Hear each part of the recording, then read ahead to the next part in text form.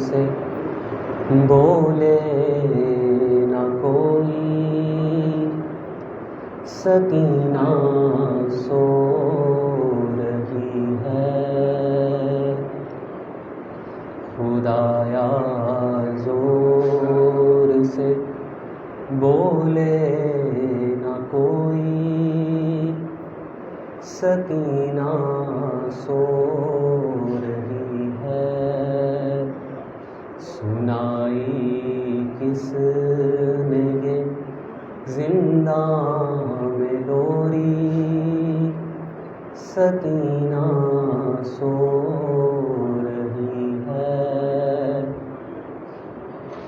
کہا بانوں نے یہ اٹھو شہزادی، ہوئی کیا بات جو مادر سے روٹھی، اٹھو بابا کا سر آیا ہے بی بی،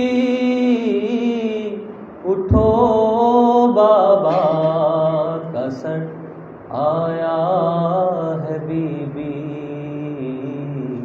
مگر زندان کی ہر دیوار بولی، سکینہ سو رہی ہے، تمہارے گوشوارے مل گئے ہیں، در زندان سارے کھل گئے ہیں، رہائی مل گئی جاتی ہوں گھر کو، رہائی مل گئی جاتی ہوں گھر کو، مگر سجاد کی آواز آئی، سکینہ سو رہی ہے، ہوئے جب شام کے سائے بھی گہرے، پرندے چہچہاتے جا رہے تھے، کہا بانوں نے اے اڑتے پرندوں، کہا بانوں نے اے اڑتے پرندوں، صدائیں روک لو کچھ دیر اپنی، سکینہ سو رہی ہے، ناب مارے گا کوئی بھی تماچے، نہ ہوں گے پھر سے یہ رخسار نیلے، گلا باندھا نہ جائے گا رسن سے، گلا باندھا نہ جائے گا رسن سے،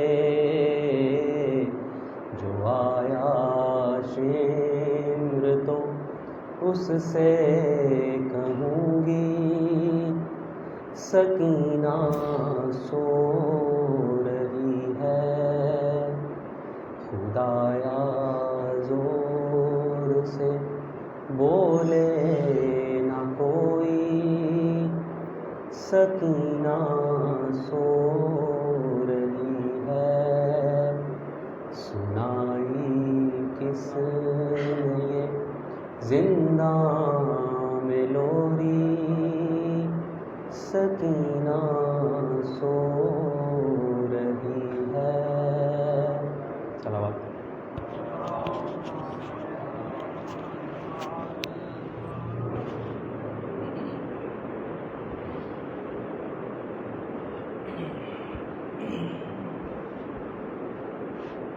باوجود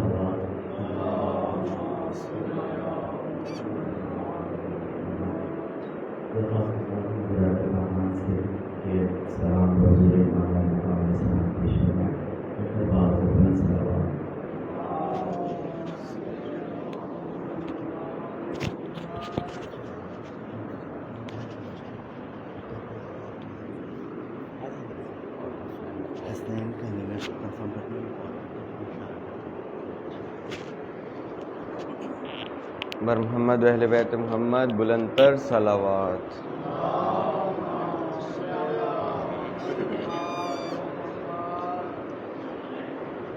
برائے خوشنودی محمد و اہل بیت محمد صلوات.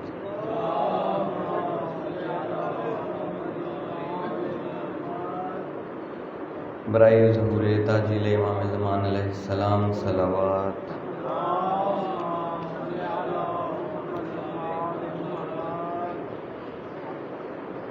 کرم مانگتا ہے عطا مانگتا ہے بنا مرتضی کے تو کیا مانگتا ہے. کرم مانگتا ہے عطا مانگتا ہے بنا مرتضی کے تو کیا مانگتا ہے. عطا تجھ پہ کیسے ہو شان کریمی کرے تجھ پہ کیسے وہ اپنی رحیمی جو ہے فاطمہ خود دعا مصطفیٰ کی جو ہے فاطمہ خود دعا مصطفیٰ کی اسے چھوڑ کر تو دعا مانگتا ہے. کرم مانگتا ہے عطا مانگتا ہے بنا مرتضی کے تو کیا مانگتا ہے. جہاں پر خدا ہے وہیں مصطفیٰ ہے جہاں مصطفیٰ ہے وہیں مرتضیٰ ہے. علی کے بنا نہ کہیں کچھ ملے گا علی کے بنا نہ کہیں کچھ ملے گا علی کے بنا تو خدا مانگتا ہے.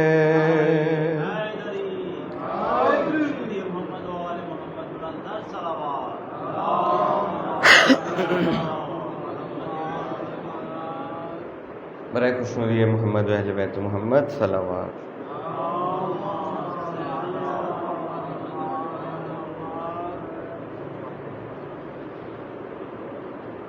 آپ کے بعد مجھے شمر نے مارا بابا آپ کے بعد مجھے شمر نے مارا بابا چور زخموں سے ہوئی چور زخموں سے ہوئی سکینہ بابا آپ کے بعد مجھے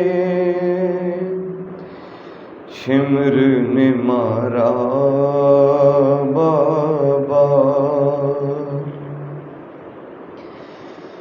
کیا یتیموں کو دلاسا نہیں دیتا کوئی، کیا یتیموں کو دلاسا نہیں دیتا کوئی، کیا اسیروں کا کوئی، کیا اسیروں کا کوئی گھر نہیں ہوتا بابا، آپ کے بعد مجھے شمر نے مارا بابا، زندہ رہنے کی چکائی ہے یہ قیمت میں نے، زندہ رہنے کی چکائی ہے یہ قیمت میں نے، میں ہوئی 4 برس، میں ہوئی 4 برس میں ہی ضعیفہ بابا، آپ کے بعد مجھے شمر نے مارا بابا، سو گئی شام کے زنداں میں سکینہ محسن، سو گئی شام کے زنداں میں سکینہ محسن، قید خانے میں صدا، قید خانے میں صدا رہ گئی بابا، بابا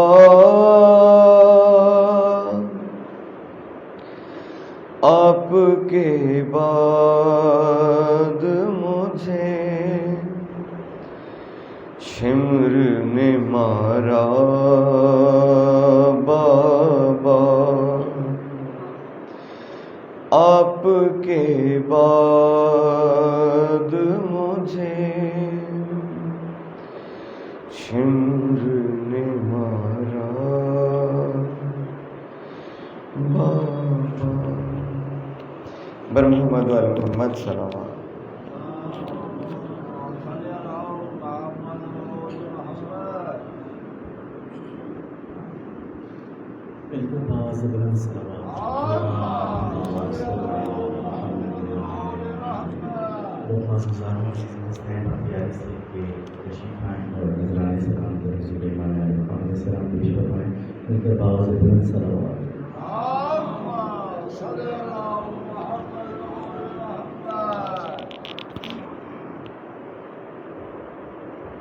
محمد و آل محمد بلندر صلوات۔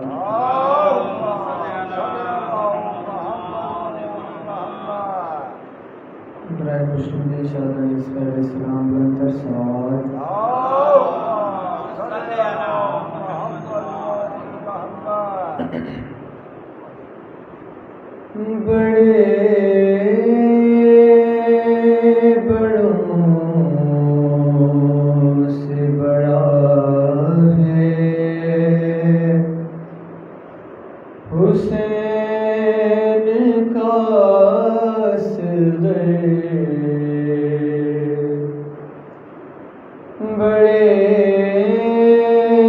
بڑوں سے بڑا ہے حسین کا اصغر،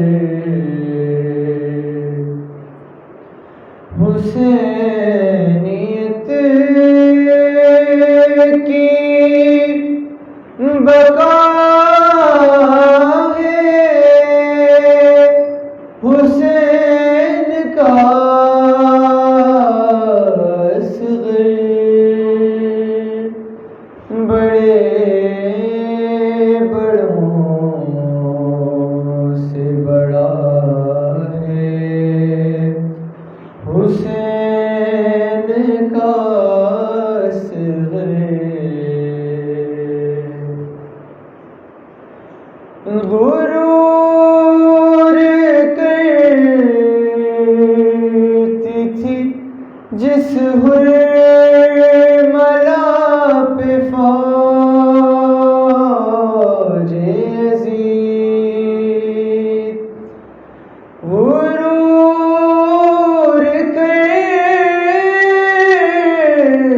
کرتی تھی جس حرملا پہ فوج عزیز، اسی پہ رن میں ہنسا ہے حسین کا اصغر، بڑے بڑوں سے بڑا ہے حسین کا اصغر، اور جو مانگنا ہے تو جھولے کی سمت آ جاؤ، جو مانگنا ہے تو جھولے کی سمت آ جاؤ، امیر کرب و بلا ہے حسین کا اصغر، بڑے بڑوں سے بڑا ہے حسین کا اصغر، اور قدم اٹھا نہیں پایا مگر یزید تیرے، قدم اٹھا نہیں پایا مگر یزید تیرے، قدم اکھاڑ گیا ہے حسین کا اصغر، بڑے بڑوں سے بڑا ہے حسین کا اصغر، اور بلال اب میری قامت کو کون ناپے گا، بلال اب میری قامت کو کون ناپے گا، میری جبین پہ لکھا ہے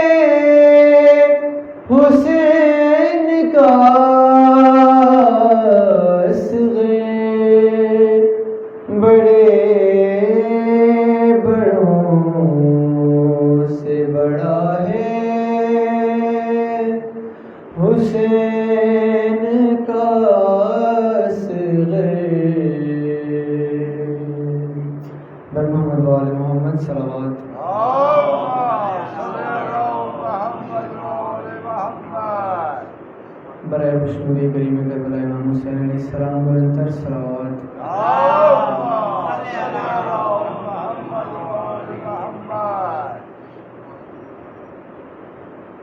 فرس کی زین سے بے شک اتر گئے حسین فرس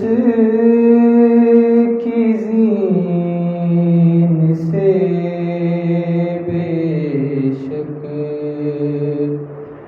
اتر گئے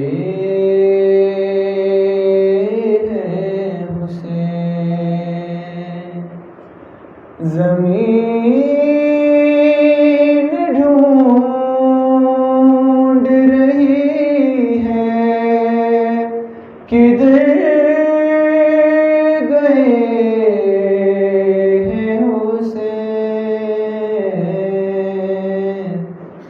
فرس کی زین سے بے شک اتر گئے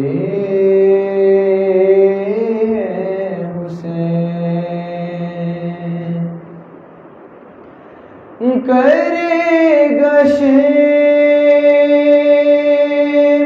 کا خنجر تو صرف سر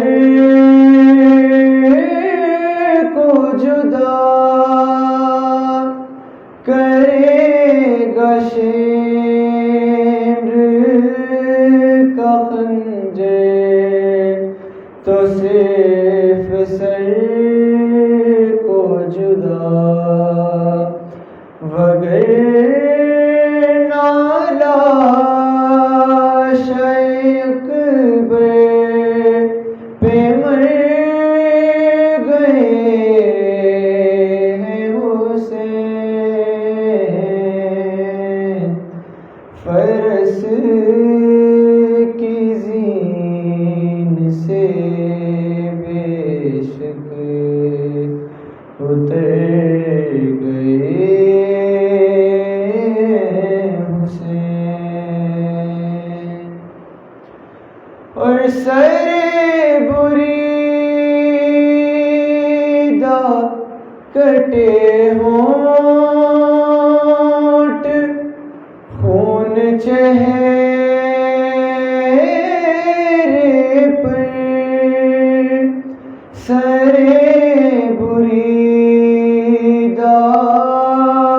کٹے ہونٹ خون چہرے پر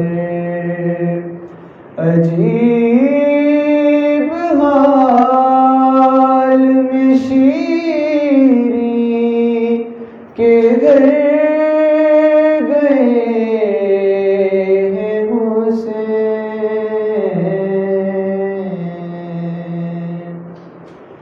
اور کہیں ہے قاسم و عباس اور کہیں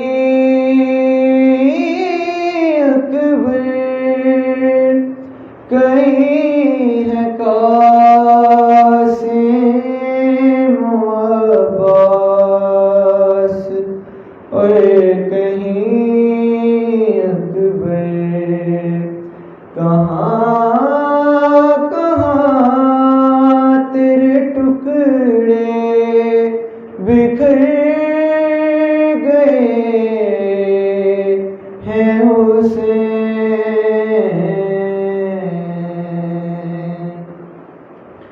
اور قضا کے بعد بھی بھائی بہن کے ساتھ رہا قضا کے بعد بھی بھائی بہن کے ساتھ رہا جدھر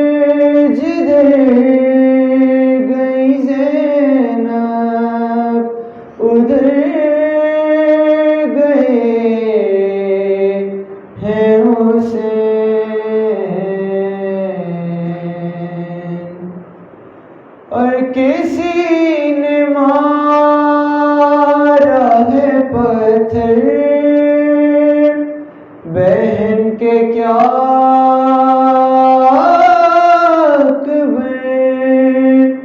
کسی نے مارا ہے پتھر بہن کے کیا قبر، جو کرتے کرتے تلاوت ٹھہر گئے ہیں حسین، فرس کی زین سے بے شک اتر گئے ہیں حسین۔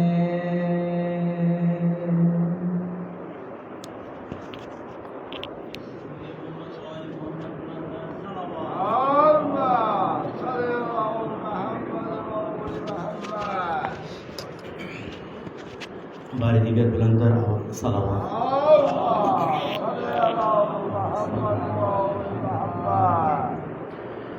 بانی اعظم خانہ الحسین سید مسعود الحسن اور جمیع مرحوم مومنین و مومنات کو اور اپنے مرحومین مومنین و مومنات کو ذہن میں جگہ دیتے ہوئے شہداء اسلام، شہداء پاکستان، شہداء ملت جعفریہ کے لیے ایک دفعہ سورہ الحمد اور 3 دفعہ سورہ اخلاص کی تلاوت۔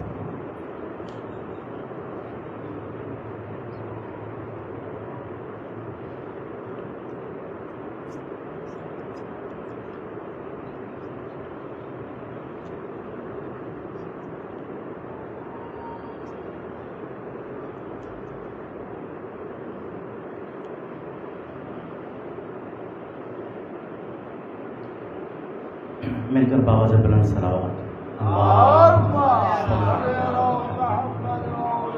بانی اعظم خانہ کی اہلیہ علیل ہیں، ان کی شفا یابی کے لیے، اور جو علیل ہیں بیمار ہیں تمام مریضوں کی شفا یابی کے لیے مل کر باوجہ بلند صلوات۔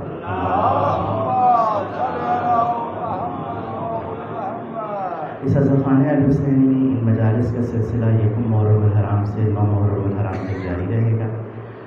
کل یعنی 8 محرم الحرام کی مجلس میں بعد مجلس شریح سجنہ برآمد ہوگا، اور اسی اعظم خانے میں زنانہ مجالس 1:30 بجے شروع ہوتی ہیں، جس سے محترمہ ہمارا صدقی صاحبہ خطاب فرماتی ہیں۔ کل کی مجلس کے بعد شریح علم برآمد ہوگا ان مجالس میں، اور اعظم خانہ میں عشرہ ثانی کی خواتین کی مجلس سے خانم سکینہ خطاب فرمائیں گے۔ ایک دفعہ ہم مل کر بلند صلوات۔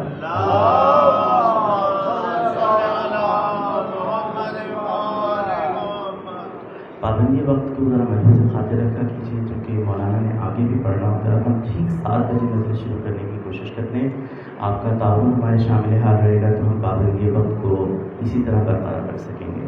درخواست گزار ہوں مولانا ابوالحسن علی صاحب سے کہ رونق عروج المنبر ہوں اور خطاب فضائل و مصائب اہل بیت علیہ السلام بیان فرمائیں، مل کر باوجہ سے بلند صلوات۔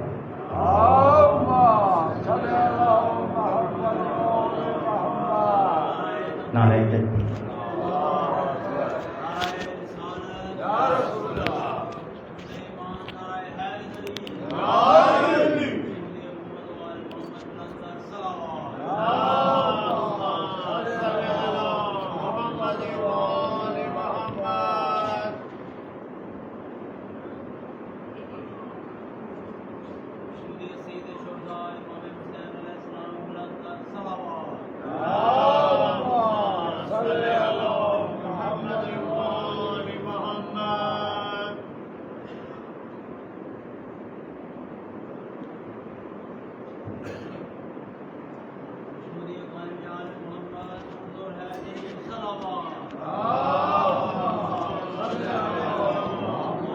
ان کو زوم کر دیجیے گا سر، اور دوسرا ٹشو اگر ہو سکے ڈبہ رکھوا۔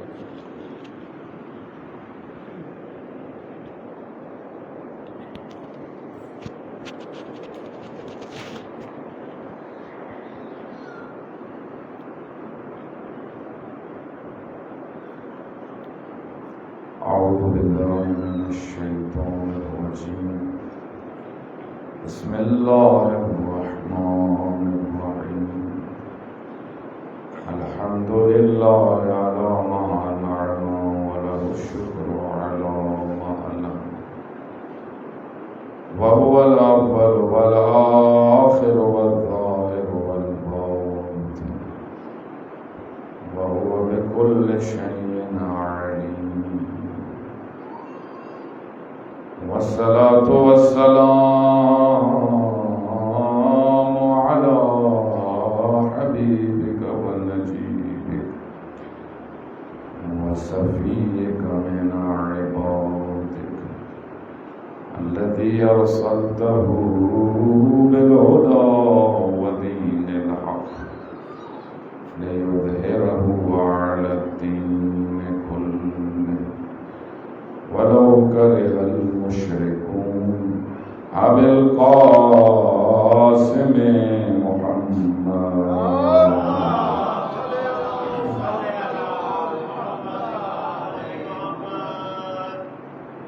وعلى آله الطيبين الطاهرين المعصومين المظلومين المقتولين الذين أذهب الله عنهم الرجس وطهرهم تطهيرا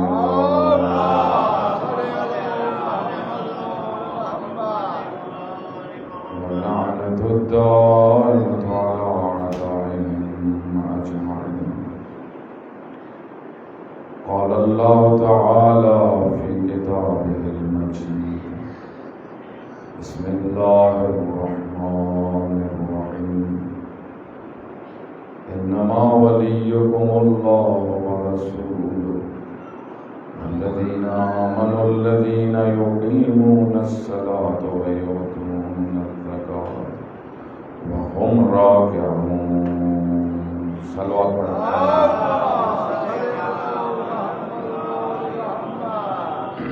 خدا متعال تمام مومنین کو صحت و سلامتی عطا فرمائے. جہاں پر بھی شیعان حیدر کرار نے خدا متعال سب کی حفاظت فرمائے. آپ سب مومنین اپنی صحت و سلامتی اور حفاظت کے لیے اور تمام عزاداران سید الشہداء علیہ السلام جہاں پر بھی اس گیتی میں ان سب کی صحت و سلامتی اور حفاظت کے لیے بلند صلوات پڑھیں. صلی اللہ علیہ آپ کی خدمت میں عشرہ اول محرم الحرام میں کچھ موضوعات عرض ہوئے کہ جن میں اصل موضوع جو تھا وہ کربلا اقدار اسلامی کی تجلی گاہ اور اس کے ذیل میں مختلف عناوین عرض کیے. عادل کی بحث ہوئی، ظلم کے متعلق آپ کی خدمت میں عرض کیا، عہد، وفا، یہ سب اقدار ہیں، قدریں ہیں جن کی بنیادوں پہ دین کھڑا ہے. دین کا سٹرکچر اقدار پہ ہے. قیام سید الشہداء علیہ السلام جو در حقیقت پیغام غدیر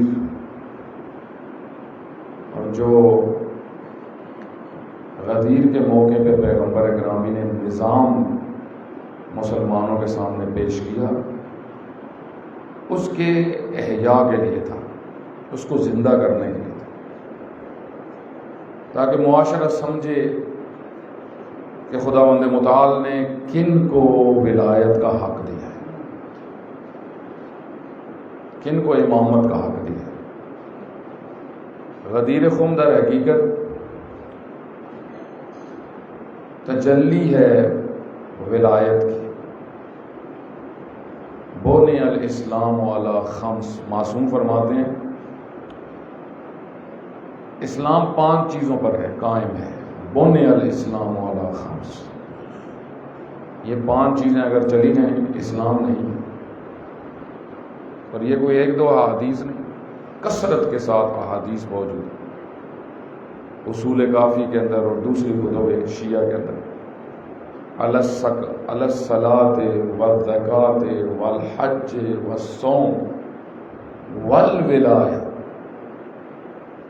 نماز، روزہ، حج، زکوٰۃ اور ولایت، یہ 5 چیزیں ہیں جن پہ اسلام قائم ہے۔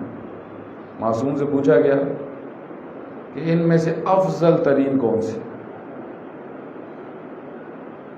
ایو شیء افضل منہن، ان میں سے کون سی چیز سب سے زیادہ افضل ہے؟ حضرت نے فرمایا الولایہ، ولایت ان سب میں افضل ہے، مفتاحہن، یہ ان سب کی چابی ہے۔ ولایت سے دین کی بقا ہے، ولایت سے دین کا قیام ہے۔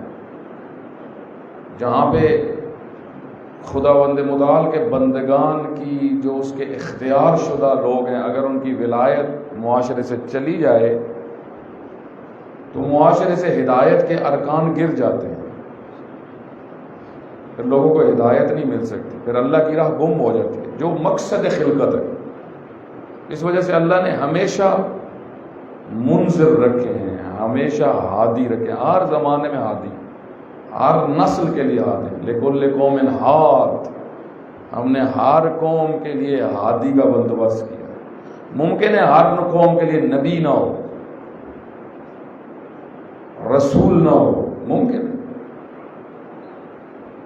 لیکن یہ ممکن نہیں ہے کہ ہادی نہ ہو، ہدایت دینے والا ہے۔ کیوں؟ کیونکہ اللہ نے جب انسان کو خلق کیا ہے تو اس کی ہدایت کا بندوبست اس نے کیا ہے۔ آپ دیکھیں کہ ختم نبوت کہ جہاں پہ شریعت کا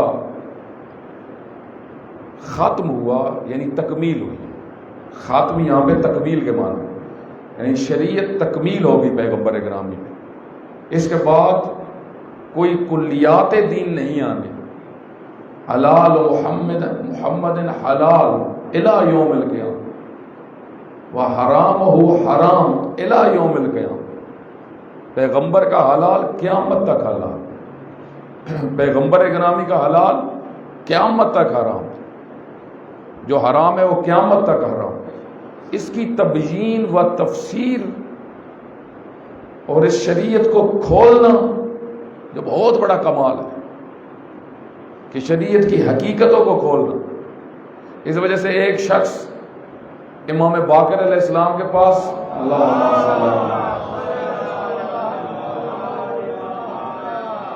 حج کے موقع پہ آیا کرتا تھا، اس نے بہت حج کیے تھے، حج کے موقع پہ آیا کرتا تھا اور ہر دفعہ حج کے مسائل پوچھتا تھا۔ وہ کہتے مولا میں جب بھی آپ کے پاس آتا ہوں حج کے مسائل پوچھتا ہوں، آپ کوئی نئی چیز ہی مجھے بتاتے، نئے احکام مجھے بتاتے۔ حضرت نے فرمایا کہ قیامت تک اگر آتے رہو گے تو میں بتاتا رہوں گا۔ شریعت بہت گہری ہے، علم پیغمبر، علم خدا، اوتیت بجوامع الکلم، پیغمبر فرماتا ہے مجھے تمام کلمات کا علم عطا کیا گیا ہے۔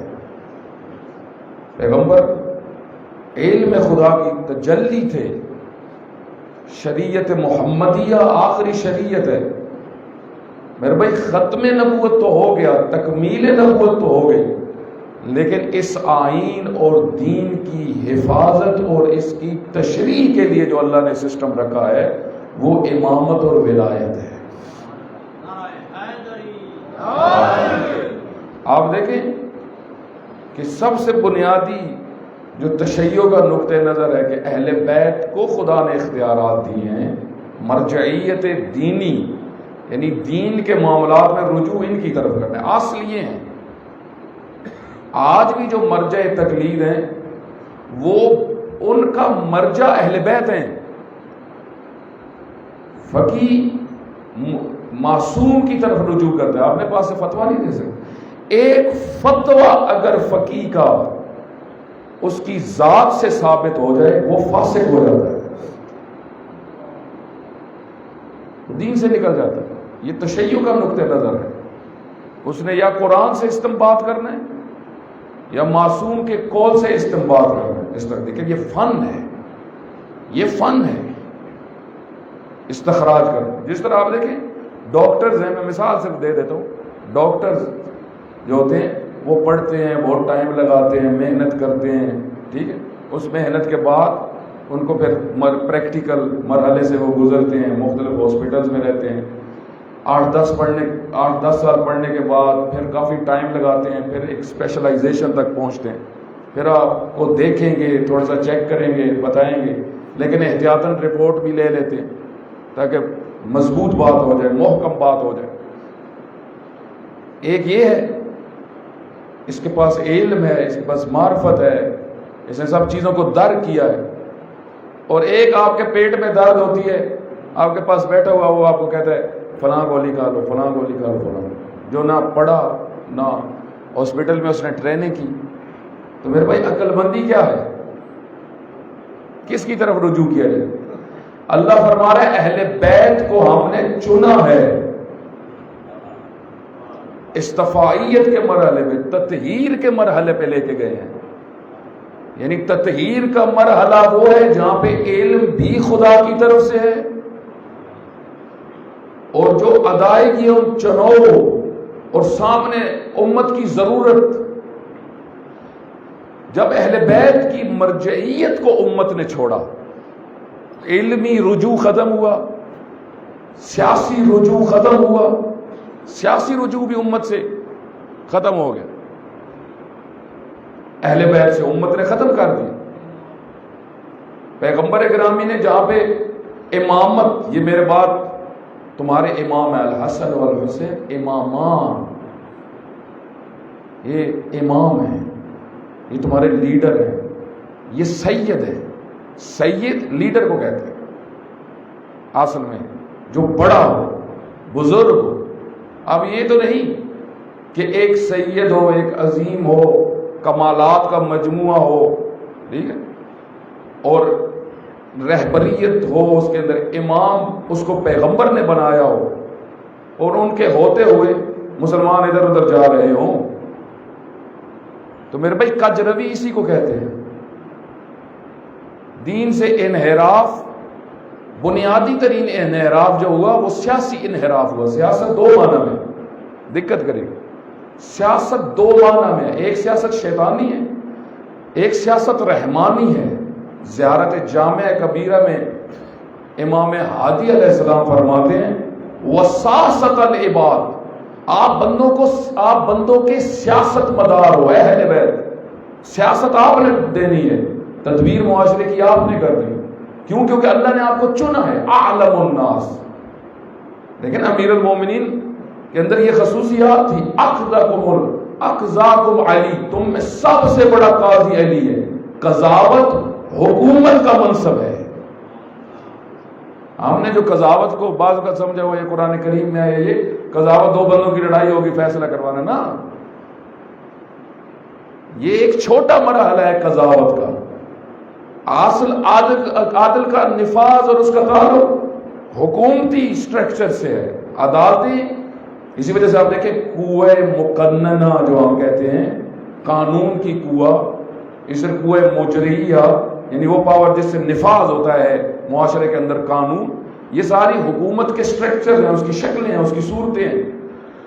تو پیغمبر گرامی نے ولایت جو دی تھی، سرپرستی امیر المومنین کے، اللہ کے حکم سے امیر المومنین کے حوالے کی تھی، اس کو اپنی جگہ سے ہٹایا گیا. یہ مرکز تھا، یہاں سے انحراف شروع ہوا اور پھیلتا گیا.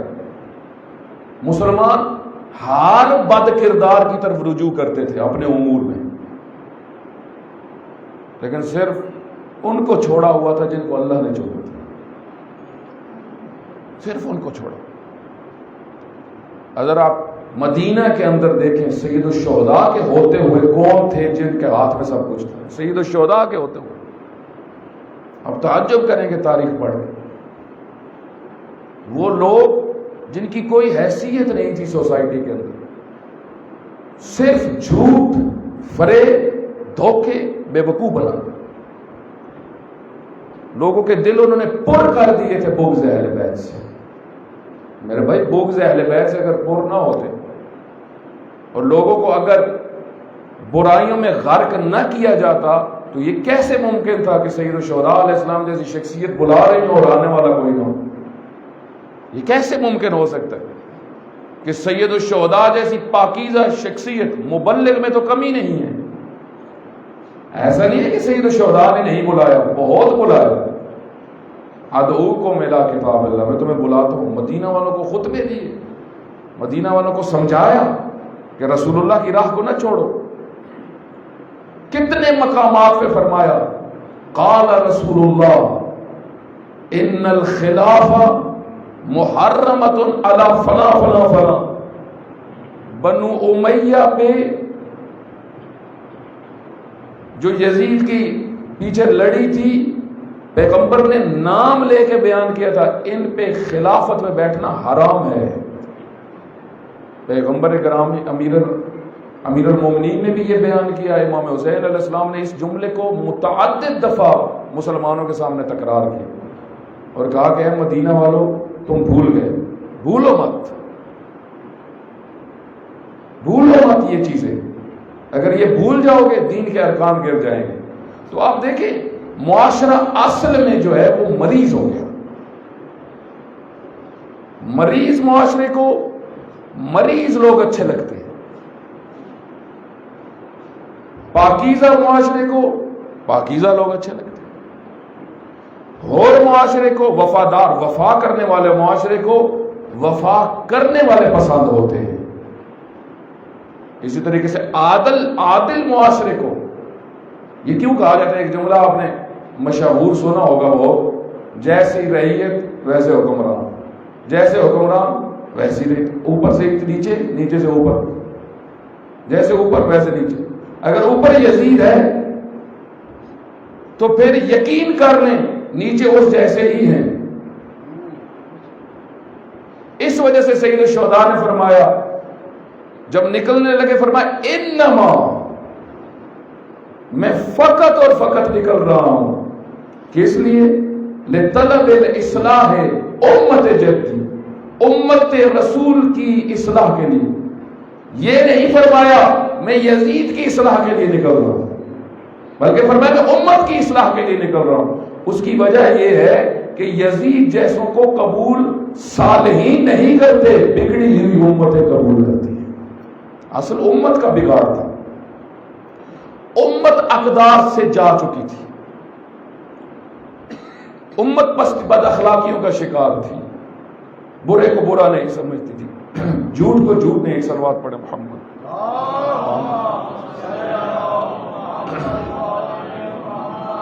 آپ دیکھیں ایک چیز جو کل میں نے آپ کی خدمت میں عرض کی اسی کو میں آگے بڑھاتا ہوں.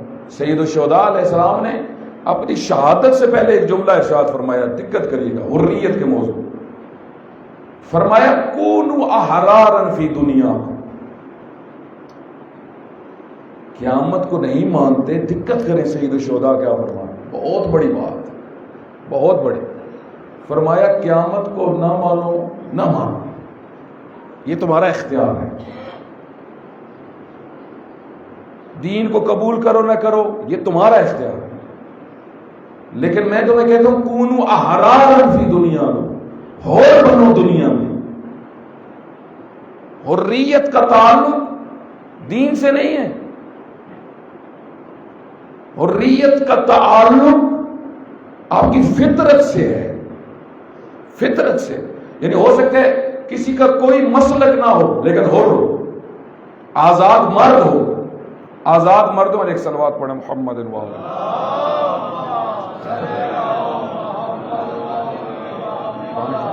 ایک اور صلوات پڑھیں محمد.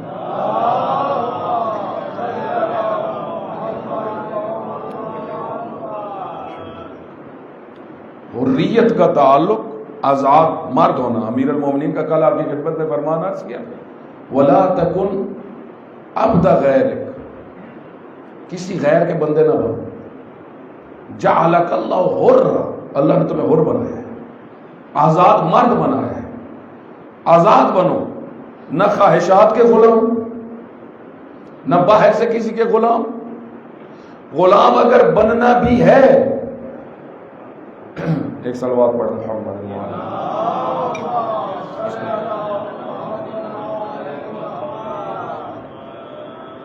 پستیوں کے غلام نہ بنو، حر بنو.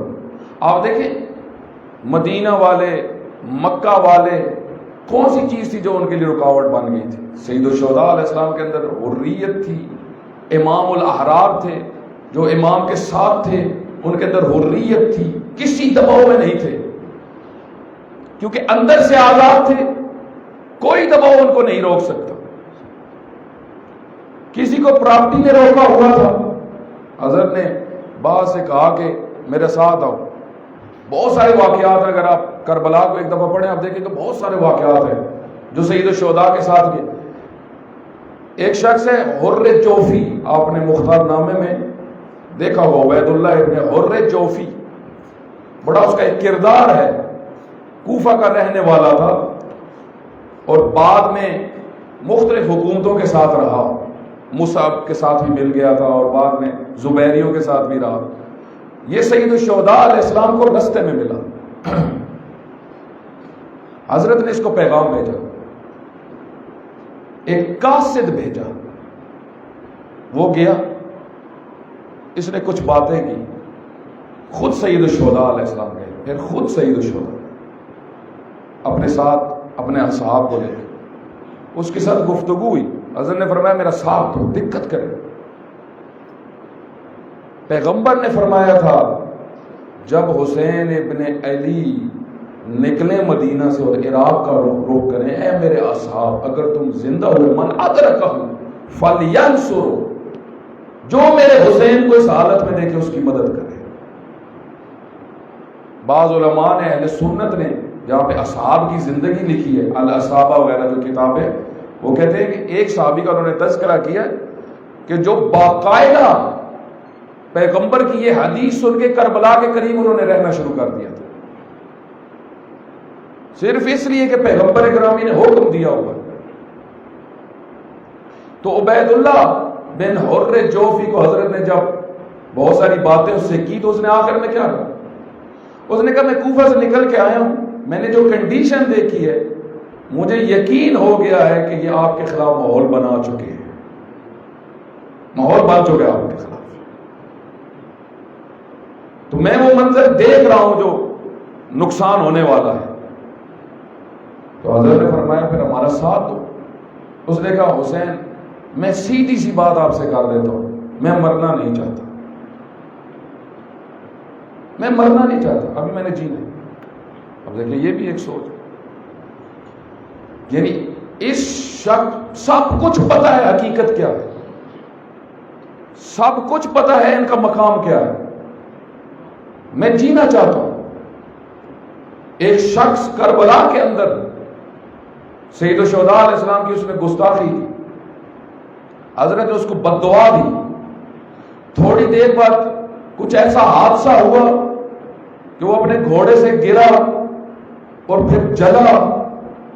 تو جو اس کے ساتھ تھے وہ دیکھ رہے تھے اس منظر، ایک کو سمجھ میں آ گئی کہ حسین ابن علی نے اس کو بد دعا دی ہے، اور بد دعا فوراً اس پہ لگ گئی. تو وہ آ گیا سید الشہداء علیہ السلام کے پاس، آ کے کہتا ہے یا ابن رسول اللہ، میرے سامنے حقیقت واضح ہو گئی. میں پہلے بہت ساری چیزیں میں کنفیوز تھا لیکن اب مجھے سمجھ میں آ گیا. حضرت نے فرمایا اچھا یہ بتاؤ کہ تم اب ہمارا ساتھ دو گے یا نہیں دو گے؟ اس نے کہا نہ میں آپ کے ساتھ ہوں نہ ان کے ساتھ ہوں، میں جا رہا ہوں. حقیقت سمجھ آ گئی، مدافع نہیں ہے. اسی طریقے سے ایک وہاں پہ کھڑا ہوا، یہ سب تاریخ کے واقعات ہیں، آپ اگر کتاب پڑھیں مقاتل، ایک وہاں پہ کھڑا ہوا تھا، ایک دم جب امام حسین پہ اس کی نگاہ پڑی تو بعض بات ہوتا ہے آپ کو پرانی بات یاد آ جاتی ہے، یہ ہوتا ہے بعض بات. جس طریقے سے تاریخ میں ہوا، ایک صحابی پیغمبر جس وقت امیر المومنین کے مقابل میں آئے تو جو نظر پڑی تو پیغمبر کی بات یاد آ گئی. وہ دونوں وہ شخصیت اور امیر المومنین ایک دن پیغمبر کے پاس بیٹھے ہوئے تھے. حضرت نے فرمایا تھا اے زبیر ایک دن آئے گا تم علی کے مقابلے میں ہوگے, یاد رکھنا اس دن تم حق پہ نہیں ہوگے. ادھر ہی آپ تاریخ پڑھیں, جو ان کی نظر پڑی, اور امیر المومنین نے ان کو پیغام بھیجا. بعض کتابوں میں یہ پیغام بھیجا اور کہا یاد کرو, تم بھول گئے. ادھر سے ہی میدان سے پیچھے ہٹے, تاریخ میں میدان سے پیچھے ہٹے, نکل گئے تھے. جب نکلے تو پیچھے سے مروان اور ان کے ساتھ میں تھے, انہوں نے ان کو تیر مار کے دنیا سے وہ چلے گئے, تیر مار کے. یاد آتا ہے بعض لوگ, تو یہ شخص کھڑا ہوا تھا, اس کے ذہن میں آ گیا جب جنگ صفین سے ہم واپس آ رہے تھے امیر المومنین اسی جگہ پہ رکے تھے کربلا کے اندر, اور حضرت اپنی سواری سے اتر کے نیچے آئے. حضرت نے خاک کربلا کو اپنے ہاتھ میں لیا اور گریا شروع کیا. یہ منظر جو ساتھ تھے ان کے لیے بڑا تعجب والا تھا. امیر المومنین جیسی شخصیت جو اس طرح رونے والے تو نہیں تھے, امیر المومنین مصلی پہ روتے تھے, لیکن گلی محلوں میں کبھی کسی نے نہیں دیکھا تھا کہ علی ابن ابی طالب اس طرح رو رہے ہیں. امیر المومنین کو جب اس کنڈیشن میں دیکھا تو اصحاب نے پوچھا, یہ وہ واحد مقام تھا جہاں پہ امیر المومنین نے ایک جملہ ارشاد فرمایا تھا کہ یہ زمین جہاں پہ عشاق گریں گے, عاشقوں کی زمین ہے. واحد تعبیر جہاں پہ عشق کا لفظ استعمال ہوا ہے. بعض علماء فرماتے ہیں واحد مقام جہاں پہ اہل بیت نے وہ عشق جو عشق حقیقی ہے. ایک صلوات پڑھیں محمد.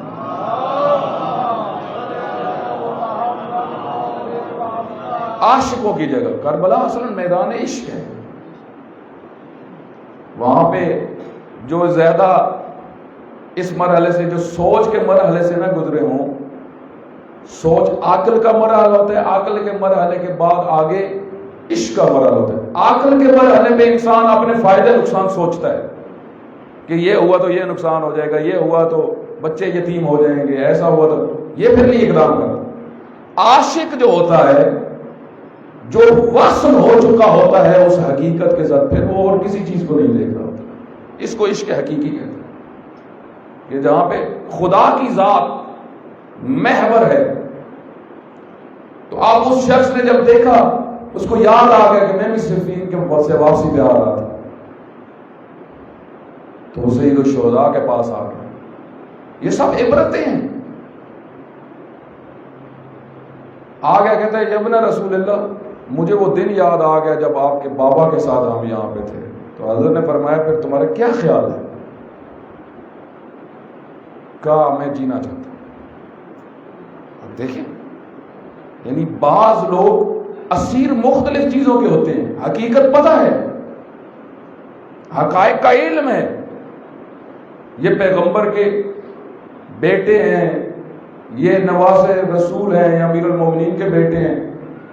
امام حسین علیہ السلام نے عاشور والے دن جو خطبے دیے, اگر آپ ان کا ایک دفعہ مطالعہ کریں, بار بار فرماتے تھے میں سیدہ کا بیٹا ہوں, میں علی کا بیٹا ہوں, میں رسول اللہ کا بیٹا ہوں. اس کی وجہ کیا تھی؟ تاکہ ان کے ذہن میں آئے یہ بات کہ یہ کر کیا رہے ہیں. لیکن وہ اس طرح دنیا میں غرق تھے, اس طرح ظالموں کے ماتحت چل رہے تھے کہ ان کو کسی قسم کا خیال نہیں تھا, ہر حرمت کو پامال کر رہے تھے. یہ ہوتی ہے غلامی, نفس غلام. مجھے علم ہے کہ یہ بات درست ہے, میں قبول کیوں نہیں کر رہا؟ مجھے علم ہے کہ یہ جھوٹ ہے, مجھے علم ہے کہ یہ سچ ہے, مجھے علم ہے کہ ان کا کہا سچ ہے, فلاں جھوٹ ہے. یا مجھے بعض کا علم ہوتا ہے میں یہ جو کام کرنے لگا ہوں ٹھیک نہیں. مثلا فرض کرے دکان پہ کوئی چیز بیچ رہے, اس کو پتہ ہے یہ 2 نمبر چیز ہے, اس سے لوگوں کا نقصان ہو رہا. آپ اپنی سوسائٹی کا بھی دیکھیں, اپنی سوسائٹی کو پتہ ہے یہ چیزیں جو ہم بیچ رہے ہیں اس سے لوگوں کا نقصان ہوگا, پھر بھی بیچ رہے ہیں. کیوں؟ نفس کا غلام ہے. ٹی وی لگا کے دیکھ رہا ہے, ٹی وی لگایا دیکھ رہے ہیں, جو کچھ میں دیکھ رہا ہوں یہ گناہ ہے, لیکن لگاتا جا رہا ہے, لگاتا جا رہا ہے, لگاتا جا رہا ہے. کیوں؟ اپنے نفس کا غلام ہے, خواہشات کا غلام ہے. یہ غلامی انسان کو گھٹیا بناتی جاتی ہے. آپ دیکھیں، میں بس آخر میں آپ کی اس حریت کے موضوع میں چند چیزیں بڑی بنیادی بیان کرنا چاہتا ہوں. کیسے پتہ چلے حتیٰ عبادت بھی احرار والی کرو. امیر المومنین فرماتے عبادت بھی ہور بن کے کرو. کیا مطلب ہور بن کے کرو؟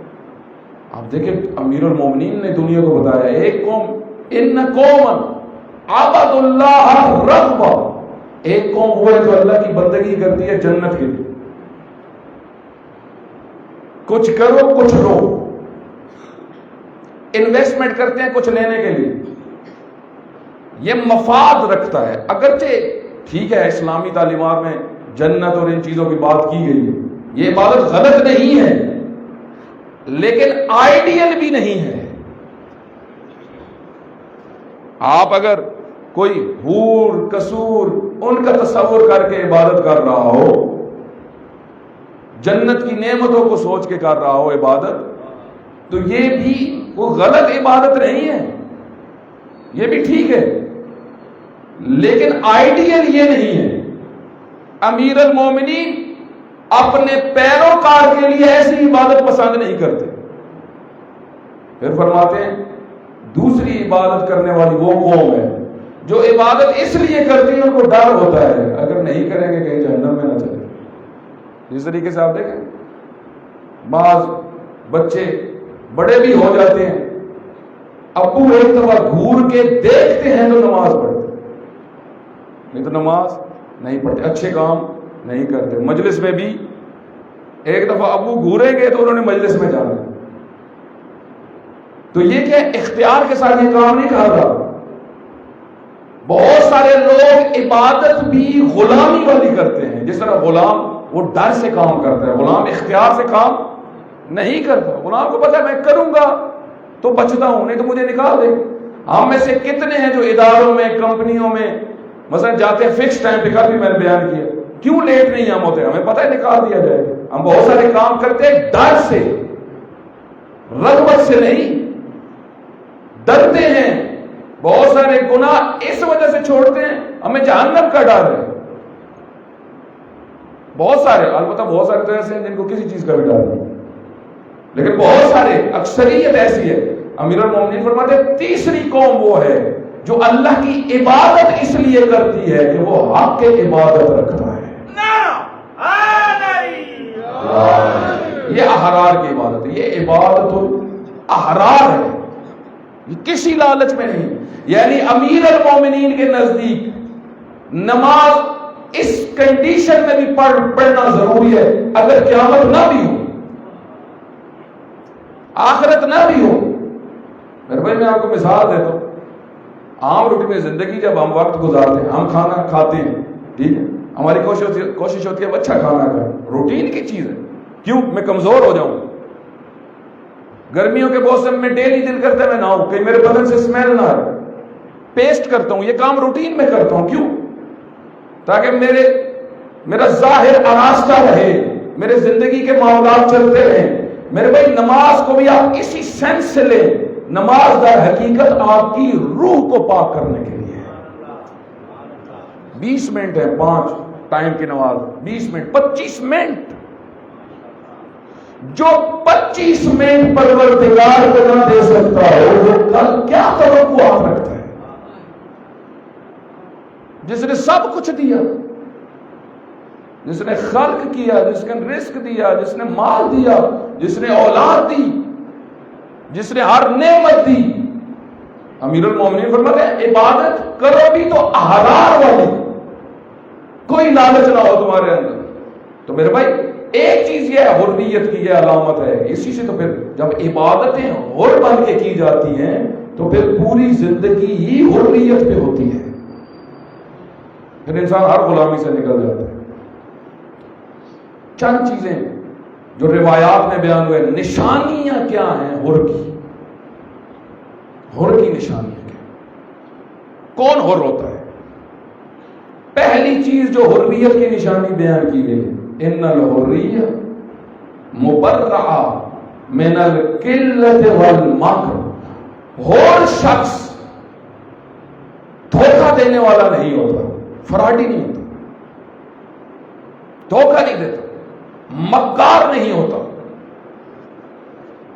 بعض لوگ آپ دیکھیں مکاریاں کرتے ہیں, شیطنت کرتے ہیں, ہمیشہ لگے رہیں گے کسی کو نقصان پہنچانے.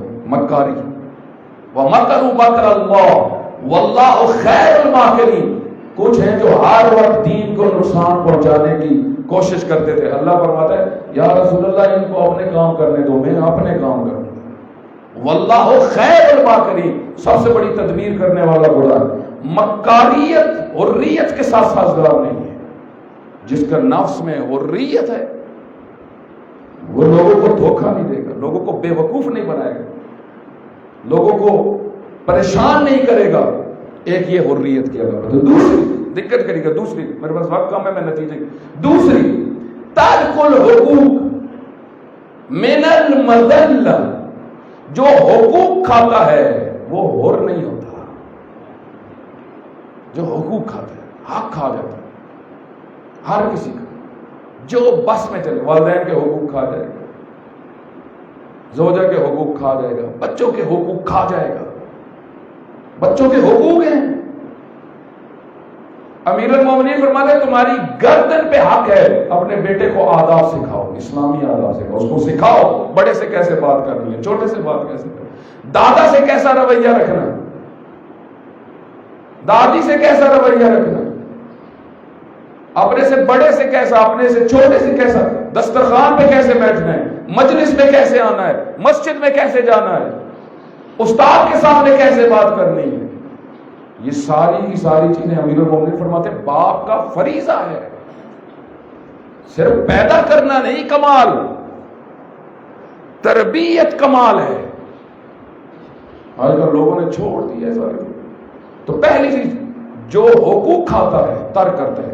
حق کسی کا بھی کھا جائے میرے بھائی, سب امیر المومنین فرماتے ہیں تم حقوق میں لپٹے ہوئے ہو, لپٹے ہوئے. اور سب سے بڑا حق تمہاری گردن پہ تمہارے وقت کے امام کا حق ہے. تمہارے وقت کا امام, اس کا سب سے بڑا حق ہے. تم نے وہ ادا کرنا ہے. وہ جو آرڈر کرے قبول کرنا ہے, وہ جدھر کہے نکلنا ہے. آپ دیکھیں قیس بن مسار سے ایک علاقے بصرہ سے آتے ہیں, فلاں جگہ جا رہے ہیں, ادھر سے نکلتے ہیں فلاں جگہ جا رہے ہیں, خط پہ لے کے جا, کئی مہینے ادھر سے ادھر, مسلسل سفر میں, پتہ نہیں کتنے دن راستے میں کھانا ہوتا ہوگا یا نہ ہوتا. میرے بھائی آپ عام روٹین میں آئی دیکھیں, اگر کسی مجلس کے بعد کھانا نہ ملے تو ہر کوئی کہتا ہے آج تو شاہی کوئی نہیں. ایک مجلس کے بعد کھانا نہ ملے پریشانی ہوتی. طبیعت انسان, ایک مہینہ ادھر کبھی ادھر, حسین کا پیغام پہنچے لوگوں تک, ہم بھوکے رہے, پیاسے رہے. اس وجہ سے فرمایا من المؤمنین الرجال, اور پھر دار پہ لٹکے. آیت اللہ جوادی عملی جب پڑھ رہے تھے کہ وہ اتنا سفر کرتے تھے, اور پھر جب آتے تھے امام فرماتے تھے چلے, وہ ممبر سے گر گئے تھے یہ پڑھتے پڑھتے کہ حسین کو کتنے ہمت والے چاہیے اور ہم کیا ہیں. ہماری زندگیاں کتنی سستیوں میں, وہ کتنے ہمت والے تھے کہ دار تک لٹک گئے لیکن اپنے مشن سے پیچھے گئے. تو اور ترک کے حقوق نہیں کرتا, اپنے امام کے بھی حقوق ادا کرتا. آج آپ دیکھیں ہماری سوسائٹی کے اندر سب سے بڑا مسئلہ کیا ہے, حقوق کی رعایت نہیں ہے. حقوق کا چیپٹر پڑھایا بھی نہیں جاتا.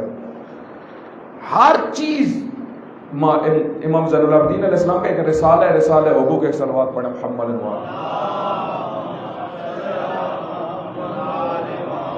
معلمین کے حقوق, ہمسایوں کے حقوق. اتنی ہمسایوں کے بارے میں مجھے تاکید کی گئی, پیغمبر فرماتے ہیں مجھے ایسا محسوس ہوا جیسے یہ میری عرس میں شریک ہوں گے. اتنی تاکید کی. آج کیا سوسائٹی کی کنڈیشن, مومنین کے حقوق, انشاءاللہ وہ آگے میں بیان کرتا ہوں. تیسری چیز جو حریت کی نشانی ہے کہ یہ حر ہے, آزاد مرد ہے. فرمایا گیا کہ من اوشہ المومن, من اوشہ المومن, جو مومن کو ڈرائے, وحشت میں ڈالے, تبرع من الحریہ، اس میں حریت نہیں ہے. بڑی مہم حدیث ہے جو مومن کو خوفزدہ کرے. اور منافق کو خوفزدہ کرتا ہے، مومن کو نہیں، کافر کو. جس کے اندر دینی حریت ہوتی ہے وہ مومنین کو خوف میں نہیں رکھتا. خوف کی کئی قسمیں ہیں، میں آپ کی ڈرانے کی کئی قسمیں میں بیان کرتا ہوں. آپ کی حدیث ہے کہ اور کبھی بھی مومن کو وحشت میں نہیں ڈالتا. وحشت میں نہ ڈالنا کیا مطلب؟ بڑی مہم حدیث ہے، اس کی طرف توجہ کریے، میں تشریح کروں. دیکھیں بعض اوقات آپ کسی مومن کے بارے میں سوء ظن رکھتے ہیں، وہ میرے بارے میں ایسا سوچتا ہے، اس کی سوچ ایسی ہے، یہ سوء ظن. ان بعض الظن اثم، غلط گمان کرنا گناہ ہے. وہ ایسا سوچتا ہوگا، وہ اس ذہنیت کا مالک. آپ کو وحی ہوئی ہے، آپ کو الہام ہوا ہے. آپ دیکھیں آج ہماری سوسائٹی ایک دوسرے کے بارے میں کتنے برے گمان رکھتی ہے. اور پھر خواتین کے اندر آپ چلے جائیں، صبح چائے برتن سے گر جائے، ہمیں لگتا ہے کسی نے تعویذ ڈال دی. 20 سال لڑائیاں ہوتی ہیں، چاچی نے ڈال دی، مامی نے ڈال دی. آپ اندازہ لگے اتنا سوء ظن، اتنا سوء ظن. زندگی سوء ظن پہ گزرتی ہے. اور بعض کو تو اتنی بیماری یہ ہو جاتی ہے سوء ظن کی، بعض کو مختلف بیماریاں لگ جاتی ہیں. جس طرح کہ ایک مجتہد کے پاس ایک شخص آیا نجف میں، تو اس نے کہا کہ مجھے نیت نہیں ہوتی کسی چیز کی، نماز کی، نہ روزے کی، نہ کسی نیت نہیں ہوتی. پھر جب میں نیت کرتا ہوں کرتا ہی رہتا ہوں. تو انہوں نے کہا کہ پھر جو ہے تم نیت کیا ہی نہ کرو. تو آگے سے کہتا ہے یہ تو ہو نہیں سکتا. انہوں نے کہا بس یہی جو نہیں ہو سکتا وہی کرو. اس وجہ سے آپ دیکھیں کہا کہ ایسے وسواس جس کے اندر زیادہ آتے ہو، یہ شیطان اس کے اندر آ گیا ہے. اصل طہارہ ہے میرے بھائی. آپ گزر رہے ہیں، پانی آپ کے اوپر گر گیا، یہ نجس نہیں ہے. بعض لوگوں کو وہم ہو جاتا ہے، وسواس ہو جاتے ہیں. ہر چیز میں وسواس، ہر بندے کے بارے میں وسواس. بعض لوگوں کے اوپر قرآن کہتا ہے، بعض لوگوں کے اوپر ہر وقت شیطان وحی کرتے ہیں. ہونے جو ہو گیا، ہونے جو آپ ایسے ہو گئے، آپ ایسے ہو گئے. تو پہلی چیز مومن کو مت ڈراؤ سوء ظن کر کے، اس کے بارے میں برا گمان رکھے، اچھا گمان رکھو، اچھے پہ حمل کرو. ایسا نہیں ہوگا، ایسا کسی نے خبر دی، ایسی بات نہیں ہوگی. 70 دفعہ اس کی تعویل کرو. ادھر تو ایک دفعہ بھی نہیں کرتے، سیدھا لگاتے ہیں. آپ دیکھیں. دوسری چیز، نظر کسی کے اوپر اس طرح نہ کرو. حدیث میں آیا ہے بعض ایسے دیکھتے ہیں، اس طرح نظر لگاتے دیکھتے، مومن یا کوئی ڈر جاتا ہے، اس کو کیا ہے مجھ سے. آپ دیکھیں بعض کا چہرہ ایسا بنانا. پیغمبر گرامی صلی اللہ علیہ وآلہ وسلم ایک محفل میں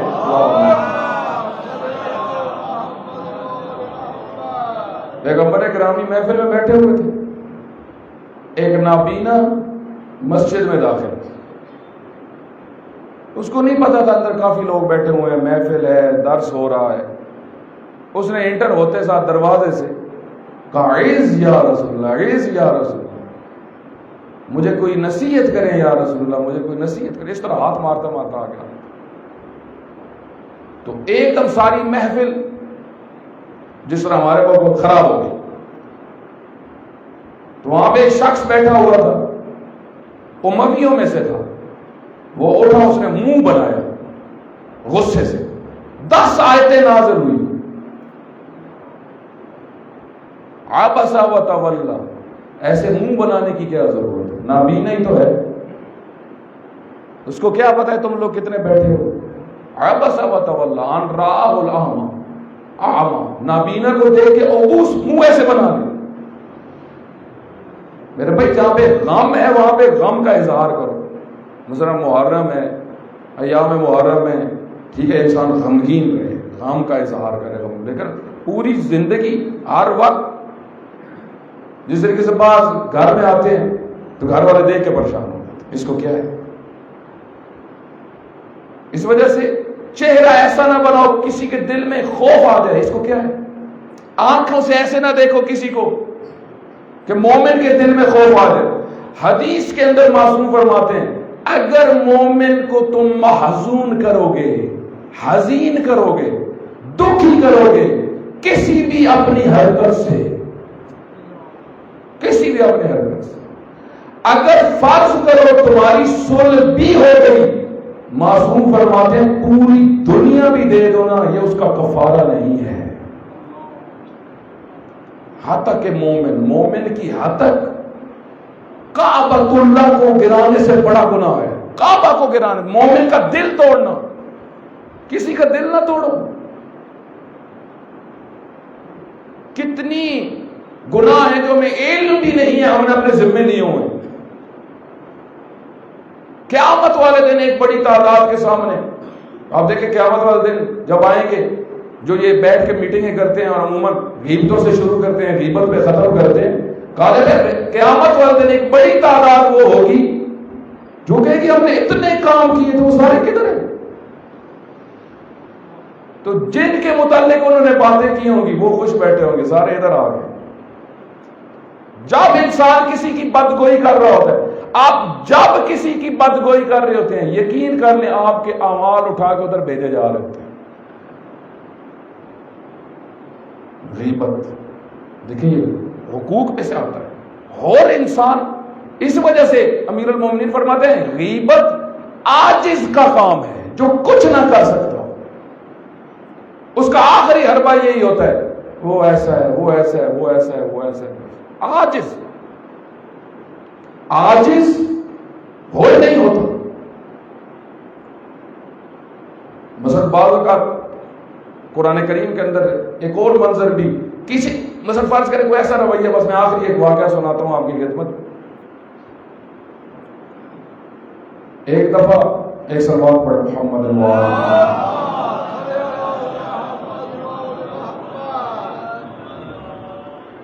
ایک شخص پیغمبر گرامی کے اکثر جب پیغمبر تقریر کیا کرتے تھے، بزرگ تھا، پیغمبر کے ساتھ آ کے بیٹھتا تھا۔ اس کی وجہ یہ تھی، بعض علماء نے لکھا ہے اس کی زندگی کے بعد وہ سنتا کام تھا، جس طرح بعض کو سنائی کام دیتا ہے تو وہ فرنٹ پہ آ کے بیٹھتا تھا۔ تو ایک دن وہ تاخیر اس کو ہوئی، لیٹ، تو وہ اپنی عادت کے مطابق نکلتا نہیں، اس کا دل یہ تھا میں ادھر ہی جا کے بیٹھا، اب نکلنا شروع کیا اس نے محفل۔ تو کسی ایک کو اس نے بیچ میں اس کی ٹانگ لگ گئی، تو وہ جو بیٹھا ہوا تھا ادھر سے اس نے اس کی گردن سے پکڑ کے اس کو نیچے کھینچا، کہا ادھر بیٹھو، ادھر جانے کی کیا ضرورت؟ سورہ حجرات کی آیت نازل ہوئی، وہاں پہ ایک نے دوسرے کو گالی دے دی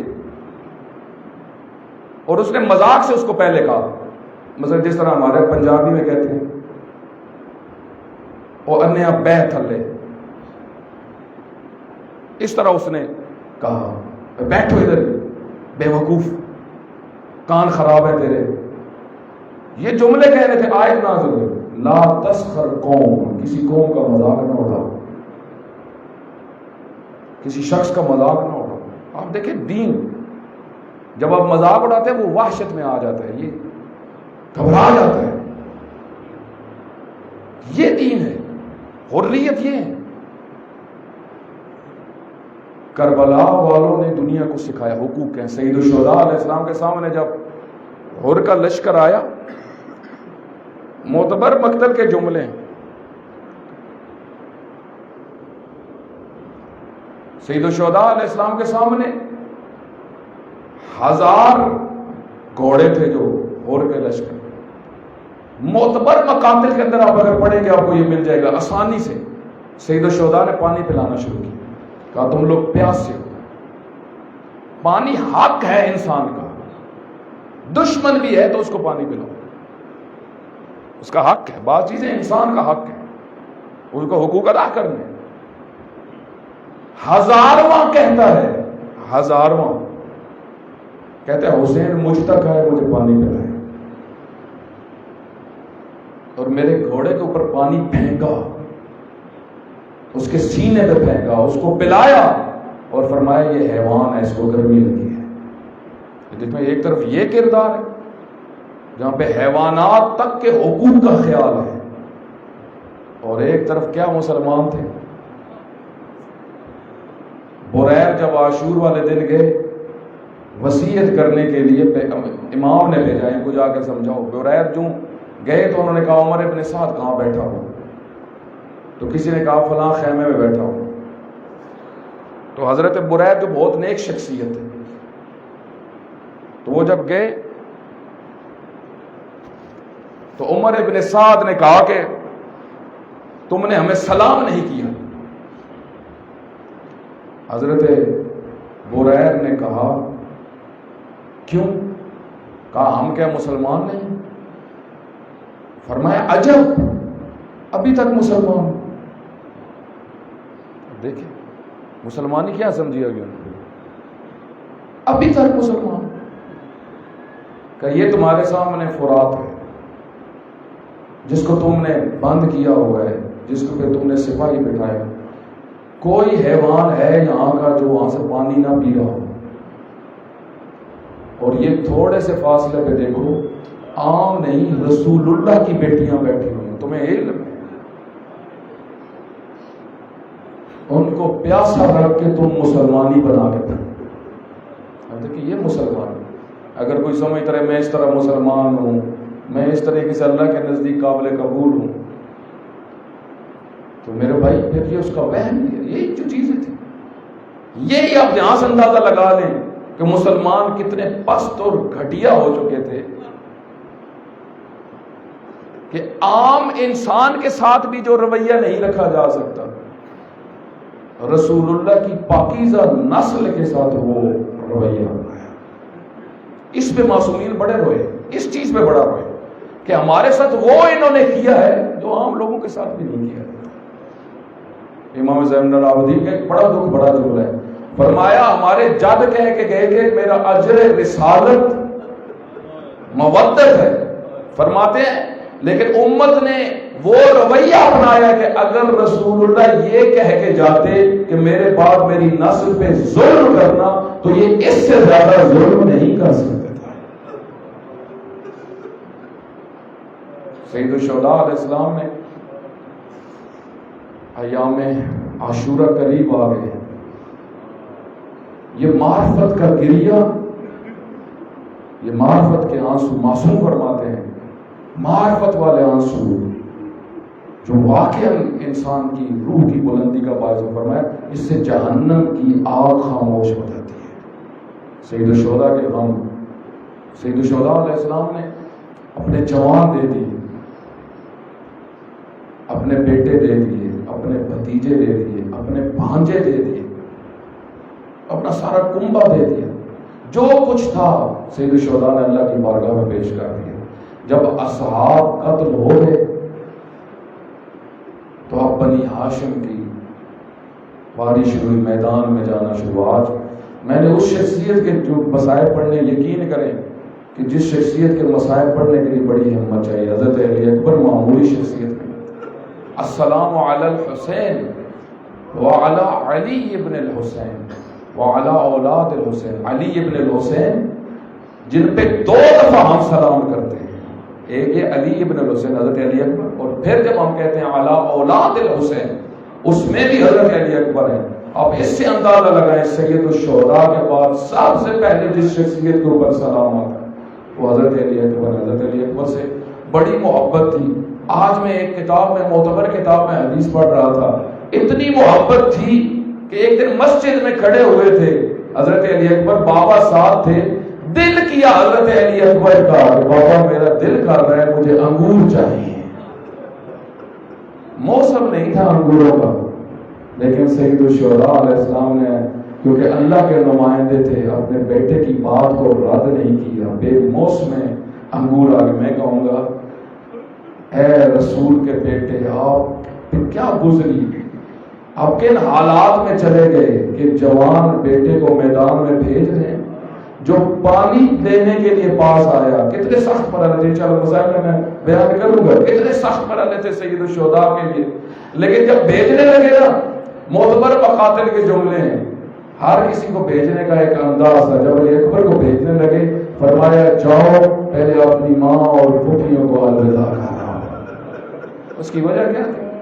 کسی شہید کے متعلق یہ نہیں ملتا، کیونکہ سب کو پتا تھا حسین ابن علی اور حضرت عباس علمدار کے بعد جو ان بیویوں کا وارث ہے وہ علی اکبر ہے۔ اسی وجہ سے جب آئے خیمے کے اندر بیویوں نے حلقہ بنا لیا حضرت کے ارد گرد۔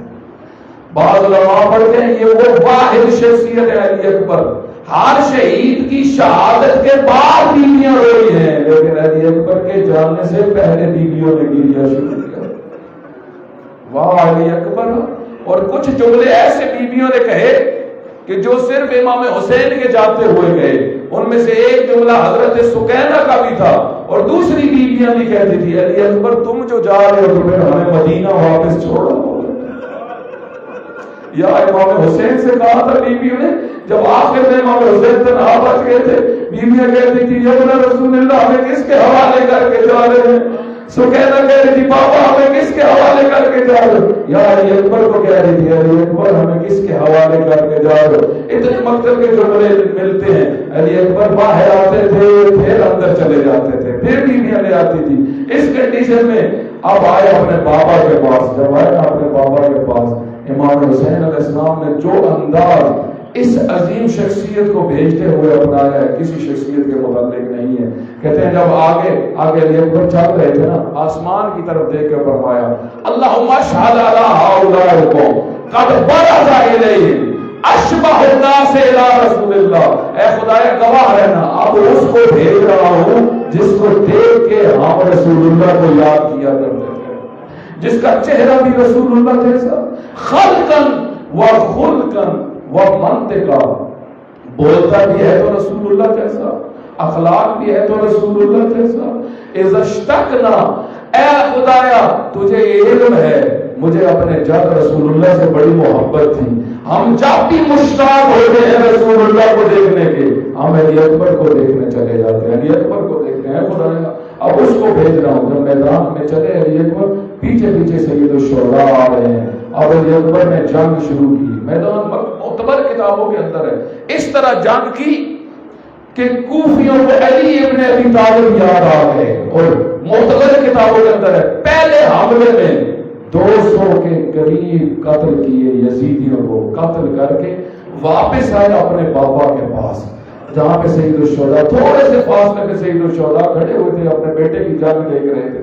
آئے ایک عجیب سا جملہ سوال کیا، کہا بابا ان العطشان قد قتلنی، پیاس نے مجھے مار ڈالا ہے، بابا میری زیرہ دیکھو، اس کا وزن دیکھو، اور اے بابا اس گرمی کی شدت دیکھو، وہ بہت پیاس ہے، مجھے بتائیں اب باپ ہو سید الشہداء جیسا، بیٹا ہو علی اکبر جیسا، اور باپ کوئی قیمتی چیز بھی نہ رہا ہو، باپ بھی پانی گیا ہو، وہ باپ کس مرحلے میں چلا گیا؟ اسی وجہ سے دو جملے ملتے ہیں۔ سید الشہداء نے فرمایا بیٹا ذرا جھکو، نیچے جھکو۔ کہتے ہیں حضرت علی اکبر جب جھکے نہ کہا اپنی زبان باہر نکالو، زبان سے باہر نکالی نا، معتبر کتابوں میں سید الشہداء نے اپنی زبان علی اکبر کی زبان کے اوپر رکھی، کہا بیٹا چوسو اس کو۔ کہتے ہیں علی اکبر نے فوراً زبان نکال کے کہا بابا تم تو میرے سے بھی زیادہ درست ہو، اور بابا تمہارا گرو تو میرے سے بھی زیادہ خوشبو ہے۔ علماء فرماتے ہیں اپنی انگوٹھی اٹھائی اپنے بیٹے کی زبان پہ رکھی، کہا علی اکبر اس کو چوستے ہوئے جاؤ، تھوڑا ہی وقت رہ گیا ہے، رسول اللہ آئیں گے تمہیں کوثر سے سیراب کریں گے، فاطمہ الزہرا آئے گی، علی ابن ابی طالب آئیں گے، بیٹا سب تمہارے انتظار میں۔ میدان میں گردوارہ کرنا شروع کیا، لڑتے رہے لڑتے رہے لڑتے رہے۔ کہتے ہیں ظالمین میں سے بعض معتبر کتابوں میں لکھا ہوا ہے کوئی بھی علی اکبر کو قتل کرنے سے ڈر رہا تھا، ایسوں کو بھی قتل کیا جاتا ہے، ایسے جوانوں کو بھی قتل کیا جاتا ہے۔ اور کہتے ہیں ایک ملعون آگے بڑھا، اس نے کہا میں وار کروں گا اور زمین کا گناہ اپنے ذمہ لوں گا۔ اور کہتے ہیں یہ ظالم آگے بڑھا، اس نے ایک وار دیا حضرت کی پشت کی طرف جو سینے میں آیا ہوا، کہتے سینے میں وار آتا تھا، حضرت اپنے ہاتھوں کو چھوڑ دیا، تلوار گرنی تھی اور سواری کی گردن میں حضرت کے ہاتھ چلے گئے، اگر سواری چلتی جا رہی تھی، ظالم وار کرتے جا رہے تھے، ایک مرحلہ یہ آیا، صدا دی یا بتا بابا میرا آخری سلام ہو، اب بڑے درد یہاں پہ بڑے درد یہاں پہ بڑے درد بھرے ہوئے ہیں، کہتے ہیں سید الشہداء علیہ السلام دو کام، کہتے ہیں علماء پڑھتے ہیں اور معتبر کتابوں کے اندر دو کام، ابھی تک بہت شہادتیں ہو چکی تھی لیکن دو کام کرتے ہوئے سید الشہداء کو کسی نے نہیں دیکھا تھا، ایک روتے ہوئے کسی نے نہیں دیکھا تھا، کسی نے نہیں دیکھا تھا میدان میں سید الشہداء رو رہے، اور دوسرا کسی نے بددعا دیتے ہوئے سید الشہداء کو نہیں دیکھا تھا۔ جب علی اکبر گرے گا سید الشہداء نے اپنے ساتھ سے کہا قطع اللہ ہو رہا ہے ماتا، اللہ تیری نسل کو جان دے اپنے ساتھ کباب قطع کر رہا ہے، جس طریقے سے تم نے میرے بیٹے کو قتل کر دیا، میری نسل کو قتل کر دیا، اور دوسرا لگاؤ فرماتے کبھی دائیں طرف چلے جاتے تھے کبھی بائیں طرف چلے جاتے، یہ نماز علی اکبر تو کدھر ہے، میرے آنکھوں کی نورانیت جا رہی ہے، علی اکبر تو کدھر ہے، اور کہتے ہیں آئے قریب آئے، اپنے بیٹے کے پاس آئے، گفتگو کرنا شروع کی، گفتگو کرتے رہے، کہتے ہیں جملہ چہرے کے اوپر چہرہ رکھا، وَلَا خَدَّهُ وَلَا خَدَّهِ، چہرے کے اوپر چہرہ رکھ کے، کہتے ہیں اونچا اونچا سید الشہداء نے رونا شروع کیا، اونچا اونچا رونا شروع کیا، اور ایک درد بڑا جملہ تھا، الدنیا بعدک الافا، علی اکبر تیرے بعد دنیا نہیں رہی، دنیا ختم ہو گئی، جس کا تیرے جیسا بیٹا دنیا سے چلا گیا، علی اکبر اس باپ نے جی کے کیا کرتا ہے، اور کہتے ہیں اسی میں گفتگو ہو رہی، بس چلتے ہوئے کہتے ہیں اسی میں گفتگو ہو رہی تھی، کسی نے بھی زینب کبریٰ کو ابھی تک خیبر سے نہیں کرتے اور صاحب علماء نے لکھا ہے اپنی کتابوں کے اندر، نفس المحموم کے اندر شیخ عباس کو بھی نے لکھا ہے، اور فرماتے ہیں زینب کبریٰ دور سے دیکھ رہی تھی کہ حسین ابن علی علی اکبر کے چہرے کے اوپر چہرہ رکھ کے بیٹھے ہوئے، اب نکلنے کا ارادہ کیا، علماء فرماتے ہیں زینب کبریٰ کیوں نکلی جبکہ ان کو من کیا گیا تھا، فرماتے ہیں اس وجہ سے نکلی کیونکہ وہ دیکھ رہی تھی اگر حسین تھوڑی دیر اس طرح ہوتے ہو سکتا ہے میرا بھائی دنیا سے چلا جائے، اور یہ وہ واحد پر کہتے بھاگتی ہوئی آئی باہر، بھاگتی ہوئی آئی اور آگے حسین ابن علی نے تو خطہ ہوا راخت نہیں، اور سیدہ نے عقاب بتا دے گا اپنے آپ کو علی اکبر کے اوپر گرا دیا، یا بولیا او میرے بیٹے کی نشانی تجھے کیا ہو گیا، اور علماء فرماتے ہیں ایک بہت بڑے عالم دین سے میں سن رہا تھا، وہ فرماتے ہیں یہ پہلا موقع تھا، سنیں گے، فرماتے ہیں یہ پہلا موقع تھا جب زینب میں سر سے چادر سرک رہی تھی اور بیویاں رو رہی تھی، سید الشہداء علیہ السلام نے جب یہ منظر دیکھا تھا، اب یہ منظر دیکھ کے علی اکبر کے پاس بیٹھے ہوئے تھے لیکن بھول گئے علی اکبر کو، بھول گئے علی اکبر کو، اور زینب کو کہا اے زینب کو بڑا میرے ہوتے ہوئے باہر میرے ہوتے ہوئے باہر، اب لے کے چلے اپنی بہن کو، بعض علماء نے یہ بھی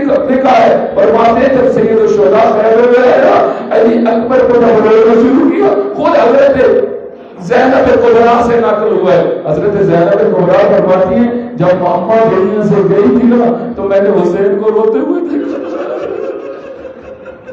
جب ماما علی دنیا سے گئے تھے میں نے حسین کو روتے ہوئے دیکھا، جب بھائیا حسین دنیا سے گئے تھے، حسن دنیا سے گئے تھے اور میں نے روتے ہوئے دیکھا تھا، لیکن جس حالت میں علی اکبر کے اوپر رو رہے تھے تڑپ تڑپ کے رو رہے تھے، اور بس آخری جو بلا کہتے ہیں ایک شاعر تھا ایک خطیب تھا جو بہت مسائل پڑھا کرتا تھا، ایک دفعہ کربلا کا اس نے سفر کیا، جب کربلا پہنچنا تھا شب جمعہ تھی، شب جمعہ ہونے کی وجہ سے اس نے وہ سویا نہیں، سیدھا حرم چلا گیا، حرم میں گیا، اس نے اپنی ڈائری کھول کے امام حسین کی زری کے پاس اس نے مسائل پڑھنا شروع کیے، کس کے؟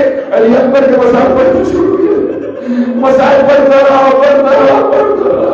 جب پڑھ کے آیا واپس تھکا ہوا تھا، جب سویا نا خواب میں سید الشہداء نے فرمایا اے فرمان شاہ آئندہ جب کربلا آنا اور شب جمعہ ہو تو یاد رکھنا علی اکبر کے مسائل پڑھنا، کے مسائل کا پڑھنا تو مولا ایسی کیا خطا ہو گئی تو علم ہونا چاہیے شب جمعہ انبیاء آئے ہوئے ہوتے ہیں میرے ابا جان آئے ہوئے ہوتے ہیں رسول اللہ آئے ہوئے ہوتے ہیں اور میری اما زہرا آئی ہوئی ہوتی ہے اور میری زخمی اما نے جب تمہارے مسائل سنے اور اس کے بعد انہوں نے سنی سیال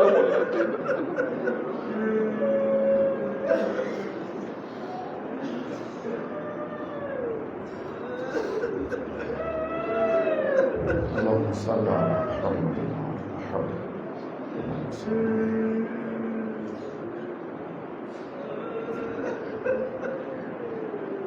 اے خدا ہم سب کے گناہ معاف کر، ہمارے والدین کے گناہ معاف کر، ہمارے رشتہ داروں کے گناہ معاف کر۔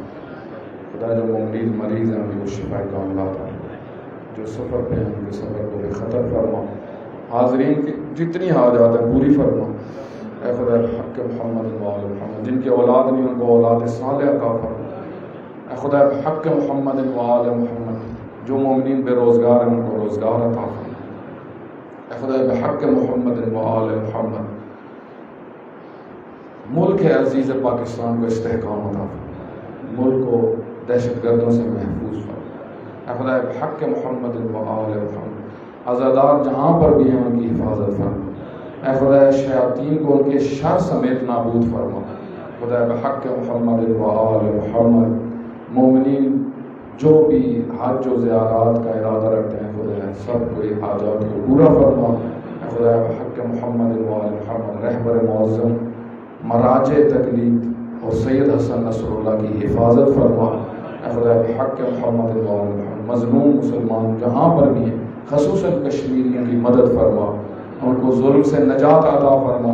پوری دنیا میں جہاں پہ بھی مظلوم ہیں سید الشہداء کی عظمت کا واسطہ سب کو ظالمین کے ہاتھوں سے نجات عطا فرما۔ اے خدا بحق محمد و آل محمد، اس امام بارگاہ کے پانی جو دنیا سے چلے گئے ان کو اعلیٰ علیین میں جگہ عطا فرما۔ اے خدایا جو بھی دین کی خدمت کرتے ہیں مکتب تشیع کی عزادار ہیں ان سب کی توفیقات خیر میں اضافہ فرما، ہماری سب دعاؤں کو مستجاب فرما، ہمارے امام کا جلسہ قبول فرما۔